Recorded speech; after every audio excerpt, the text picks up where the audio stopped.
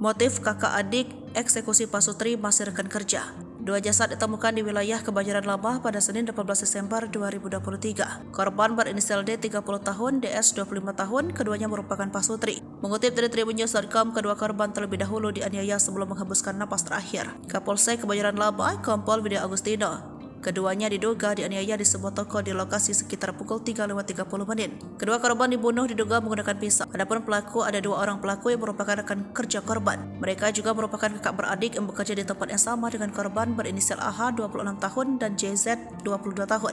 Mengenai motif pelaku sakit hati akan ucapan pasangan suami istri yang tinggal di ruko tersebut. Menurut korban, kedua pelaku kerap menghina korban sehingga timbul rasa kesal. Widya memastikan kedua pelaku kekinian telah ditangkap di bawah ke Polsek Kebanjaran Lama. Penangkapan dilakukan tak lama setelah kejadian ketika kedua hendak melarikan diri. Keduanya diamankan di ruko sebelah tempat terjadinya kejadian. Polisi dibantu warga setempat untuk mengamankan kedua pelaku.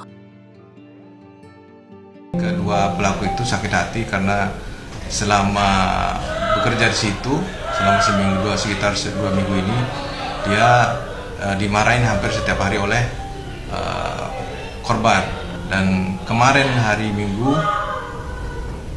dia sudah memuncak dan semalamlah kejadiannya.